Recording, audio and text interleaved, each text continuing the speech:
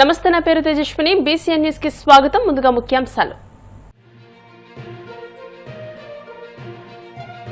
సేనాగళం పేరుతో కొత్త కమిటీని ప్రకటించిన పవన్ కళ్యాణ్. పాత పద్ధతులకు స్వస్తి పలుకుతూ ములును ములుతో తీసే ధోరణిని తోసిపుచ్చిన జనసేనాని.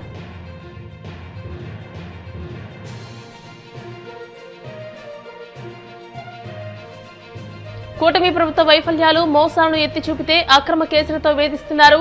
తీవ్ర స్థాయిలో ధ్వజమెత్తిన మాజీ మంత్రి విడదల రజని.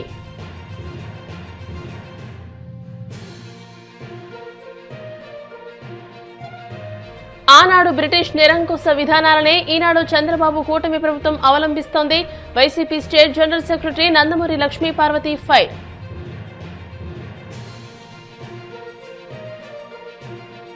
రైతు డిస్కం పేరుతో మిగతా డిస్కంలను ప్రైవేటీకరించేందుకు కుట్ర జరుగుతోందన్న కవిత. ఈ కుట్రను అడ్డుకునేందుకు సుప్రీంకోర్టు వరకు వెళతామని హెచ్చరిక. జనసేన పార్టీలో సరికొత్త అధ్యాయానికి ఉప ముఖ్యమంత్రి, పార్టీ అధినేత పవన్ కళ్యాణ్ శ్రీకారం చుట్టారు. సామాజిక సామరస్యం, బాధ్యతాయుత రాజకీయాలు, రాజ్యాంగ విలువల పరిరక్షణ, ముఖ్యంగా జెన్జీ యువత ఆశయాలకు అనుగుణంగా గళం వినిపించడమే లక్ష్యంగా సేనాగళం అనే కమిటీ ఏర్పాటు చేసినట్టు ప్రకటించారు. పార్టీ ముఖ్య నేతలతో నిర్వహించిన సమావేశంలో ఈ మేరకు కీలక నిర్ణయం తీసుకున్నారు. కుల, మత రాజకీయాలతో సమాజాన్ని విభజించే ధోరణులకు వ్యతిరేకంగా ఈ కమిటీని పనిచేస్తుందని ఆయన స్పష్టం చేశారు. ముళ్లును ముళ్లుతోనే తీయాలి అనే పాతకాలపు భూర్జువా రాజకీయ ధోరణులకు జనసేన చరమగీతం పాడుతుందని తేల్చి చెప్పారు. ఒక కులం వారు విమర్శిస్తే అదే కులం వారితో బదిలించే పద్ధతిని తీవ్రంగా వ్యతిరేకిస్తున్నట్టు చెప్పారు. ఇటువంటి బూజు పట్టిన విధానాలకు త్రిలోదకాలిచ్చి అభ్యుదయ భావాలతో ముందుకు సాగాలన్నదే జనసేన ఉద్దేశమని వివరించారు. సేనాగళం కమిటీ రాజ్యాంగ విలువలకు కట్టుబడి దేశ సమగ్రతకు భంగం కలగకుండా పనిచేస్తుందని తెలియజేశారు. నాకు ఇష్టమైన జాషువా గారు నాకు చాలా ఇష్టం. నేను విశ్వనాథుడు, నేను 100 గొంతులు ఒక్కటేయని జాషువా గారి గురించి ఒకటి ఉండదు. దాంట్లో ఈయన జాషువా గారి గురించి ఈయన రాసింది. యాక్చువల్ జాషువా గారి గురించి ఇది అంటే కులమతాలు గీచుకున్న గీతాల చూచి పంజరాన పట్టుబడను నేను, నిఖిల లోకమెట్లు నిర్ణయించిన నాకు తరుగు లేదు, విశ్వనరుడు నేను అనేది ఈయన జాషువా గారు అని విశ్వమానవ కళ్యాణం కోసం ఈ కవిత రాశారు. ఈ దేశంలోని చాలామంది దేశం నాకేమిచ్చిందని ప్రశ్నిస్తుంటే జాషువా తాను ఎంత కులపీడను అనుభవించినా దేశాన్ని నిందించలేదు, తెలుగు జాతిని నిందించలేదు, జాతీయతను వదిలిపెట్టలేదు. స్పష్టమైన జాతీయ సామాజిక దృక్పథంతోనే కవిత రాశారు. పీడిత జాతులకు సామాజిక న్యాయం కావాలని కోరుకున్నారు. సామాజిక స్పృహతో తన రచనలకు బాధ్యత వహించే ఏ కవి రచయిత అయినా నేల విడిచి సాము చేయడు. తాను పుట్టిన నేల, ఊరు, ప్రాంతం, దేశాన్ని ప్రేమిస్తూనే జాతీయతను హృదయానికి హత్తుకుంటూ రచనలు చేశారు. వాటినే విశ్వజనీనం చేస్తారు.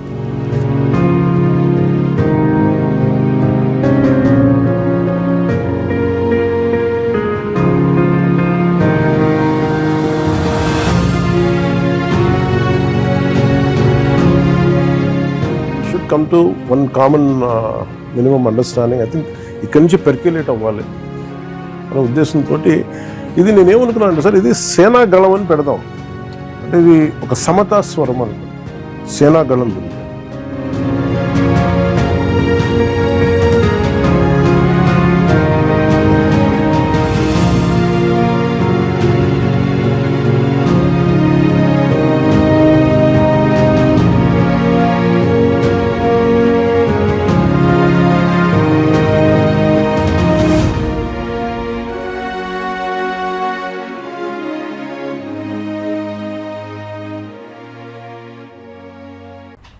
మంత్రి నిమ్మల రామానాయుడు ఆదివారం తన సెలవు దినాన్ని వినూత్నంగా గడిపారు. రాజకీయాలతో నిత్యం బిజీగా ఉండే ఆయన కాస్త విరామం దొరకడంతో తన సొంతూరులో రైతుగా మారిపోయారు. వ్యవసాయ పనుల్లో పాల్గొని క్షేత్రస్థాయిలో పనులను పర్యవేక్షించారు. తెల్లవారుజామున పశ్చిమ గోదావరి జిల్లా పాలకుల నుంచి సైకిల్పై బయలుదేరిన రామానాయుడు 7 కిలోమీటర్ల దూరంలో ఉన్న తన సొంతూరు అగర్తిపాలెం చేరుకున్నారు. అక్కడ తన రొయ్యల చెరువులో మేత వేసి రొయ్యల ఎదుగుదలను పరిశీలించారు. అనంతరం వరి పొలంలోకి దిగి ట్రాక్టర్తో స్వయంగా దుక్కిదున్నారు.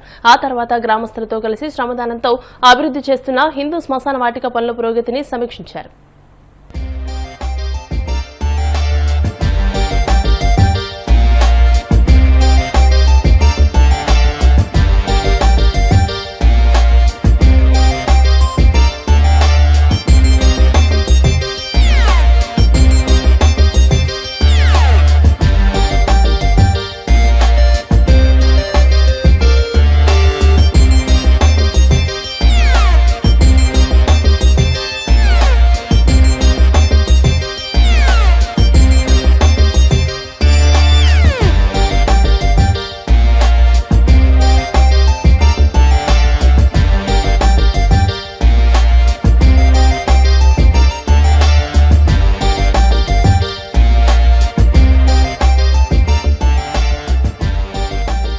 అందరికీ అన్నం పెట్టేటువంటి అన్నదాతతో మమేకం అనేది ఈ రోజనే కాదు, నా చిన్నప్పటి నుంచి కూడా తండ్రితో పాటుగా పొలానికి వెళ్ళడం, ఆ గొట్టలంకలు, ఆకుతీత, ఆ నాట్లు ఇవన్నీ కూడా అలవాటు ఉన్నటువంటి విషయం.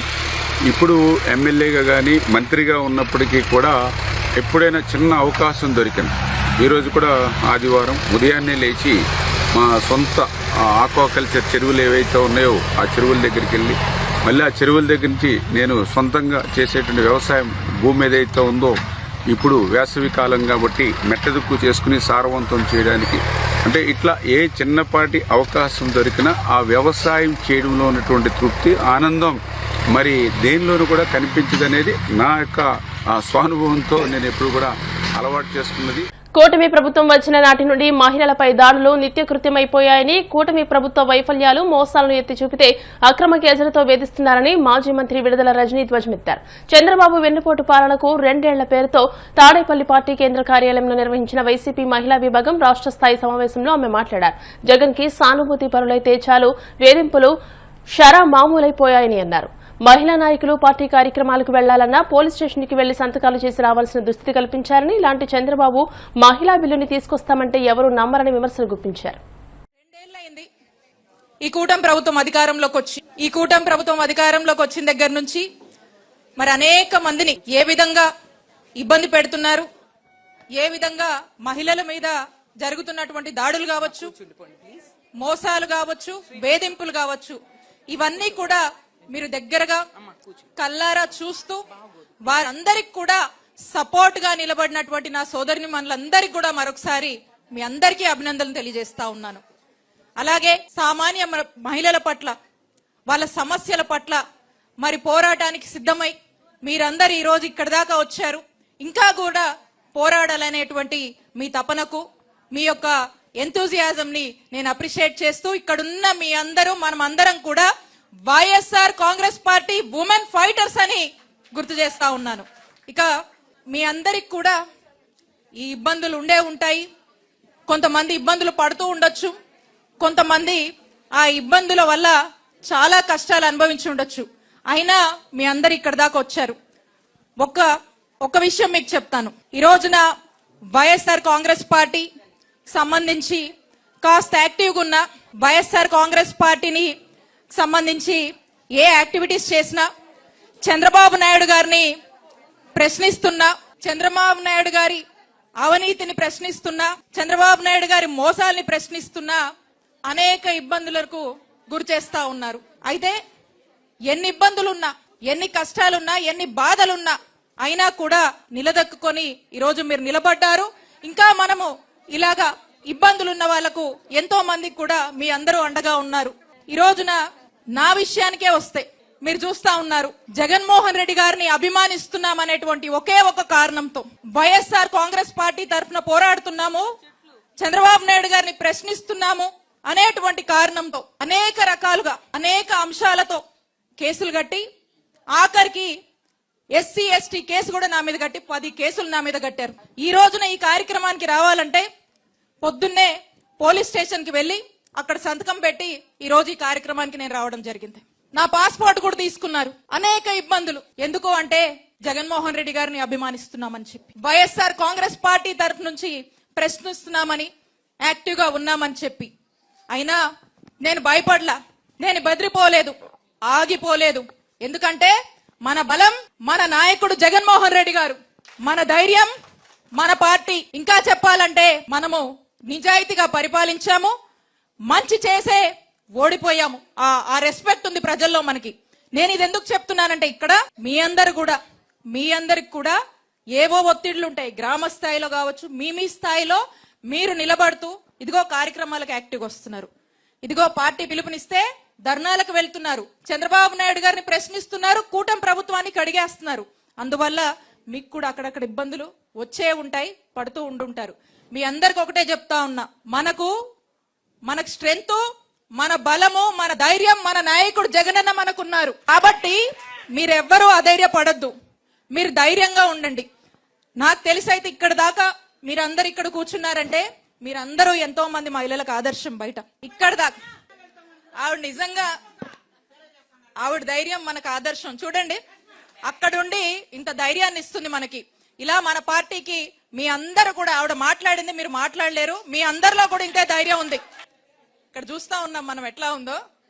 ఇది వైఎస్ఆర్ కాంగ్రెస్ పార్టీలో మహిళలకి మన నాయకుడి మీద ఉన్న, మన నాయకుడి క్రెడిబిలిటీ మీద, మన నాయకుడి మాట మీద ఉన్నటువంటి నమ్మకం, మనకున్నటువంటి మన నాయకుడి మాట మీద ఉన్నటువంటి నమ్మకం. ఎందుకంటే మనం ఏదైనా మంచే చేస్తాము, మంచే చెప్తాము, మంచి కోసం నిలబడతాము, మంచి కోసం పోరాడతాం. కాబట్టి ఇదిగోండి ఇలాంటి ధైర్యము, ఇలాంటి నిజాయితీ మాటలు, ఇలాంటి బలం అనేది మనకు కనిపిస్తా ఉంది. కాబట్టి నేను ఒకటే చెప్తా ఉన్నా, మీ అందరూ ఈ పాటికే ఇక్కడ ఉన్నారంటే మీకు వివిధ హోదాల్లో పార్టీ నుంచి కూడా మీకు ఒక మంచి రికగ్నిషన్స్ వచ్చి ఉంటాయి. ఒకవేళ మీరు కష్టపడుతూ అలాంటి రికగ్నిషన్స్ మీకు రాలేదని ఎవరికైనా అనిపించుంటే దయచేసి పార్టీ దృష్టికి తేండి. కళ్యాణి గారు కూడా ఉన్నారు, ఆవిడ కూడా కమిటీస్ అన్ని చూస్తున్నారు. కాబట్టి ఖచ్చితంగా ఆవిడ కూడా మీకు సరైన రికగ్నిషన్ ఇస్తారు అని మేము భావిస్తా ఉన్నాం.